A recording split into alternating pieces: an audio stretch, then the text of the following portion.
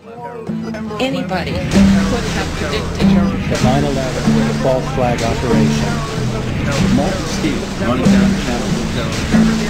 America is arrogant. That's what Mr. Obama said today, doing his best Dixie Chicks impression while his New World Order tour traveled across Europe. And that is our headline this Friday night. Nothing less than a new world order. This is the pledge of the world's most powerful leaders, representing 90% of the global economy. So here we have it, Sean Hannity, One World Government. A new world order.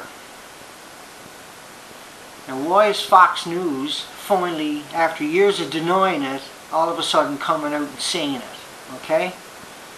Look, Fox is a controlled media.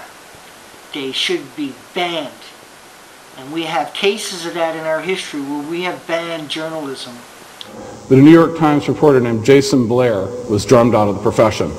Some of you might remember Jason Blair. He was the New York Times reporter who doctored stories, made up quotes. He was cover of Newsweek magazine. All the cable TV news channels ran Jason Blair right out of the profession for doing what is agreed to be highly unethical, making up stories. He should be run out of the profession. In fact, the top two editors of the New York Times resigned in shame because they'd sponsored Jason Blair's careers and all these stories that were fraudulent.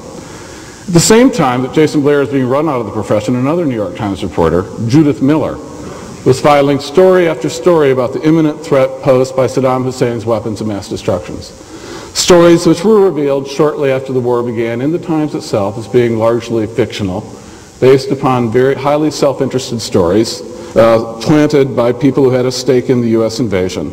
But in the stories Miller published under her byline in the New York Times, they were presented fairly uncritically. This was in fact a true situation. Saddam Hussein had weapons of mass destruction.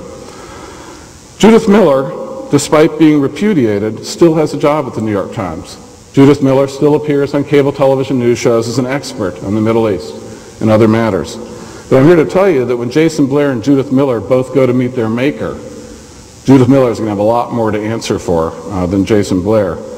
Here's a short little rant on influencing minds, because there were some requests to talk about subliminal indoctrination and hypnosis and stuff like that.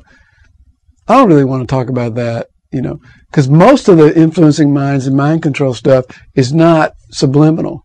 It is true that a lot of the technologies used are very conducive to that, specifically television and video stuff. They've got the flicker rate figured out, you know, such that, and the technology in general creating this passive state, which is almost like like a hypnotic state, trance state, and which is easily conditioned, where information just kind of goes in and is absorbed and conditioned without being processed through the analytical, thoughtful mind about considering the information and deciding whether you want to take it on or not. So the more you put yourself in front of the boob tube and those kind of screens, the more susceptible you are. That's true.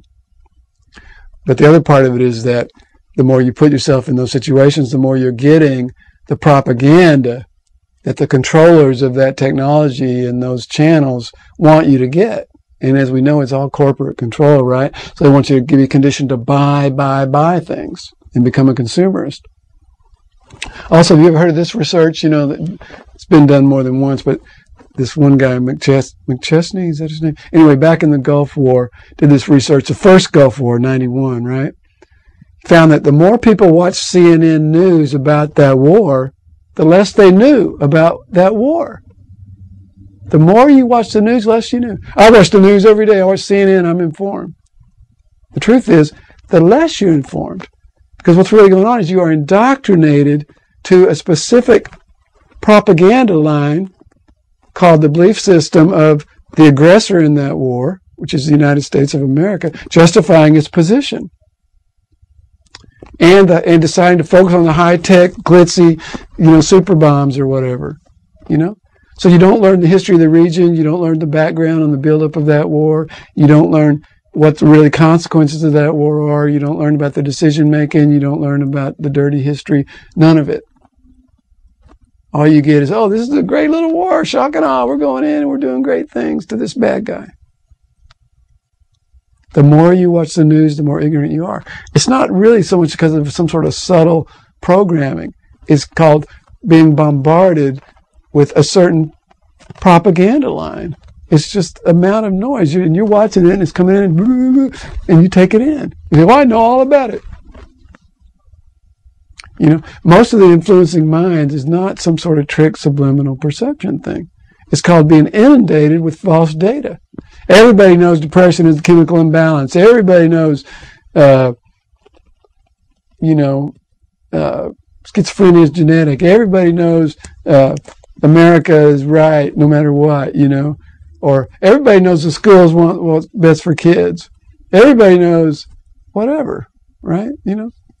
But you just get the idea, you know, that it's good to be stimulated all the time, and you get all this data coming in, and it's called, if it happens to be garbage, it's garbage in, garbage out. If you rely on mainstream sources, and we all get it to some extent, because the other message that they're giving you is fear, fear, dangerous, terrorism, terrorism. Anybody could have predicted. The 9/11 was a false flag operation intended to authorize the doctrines and plans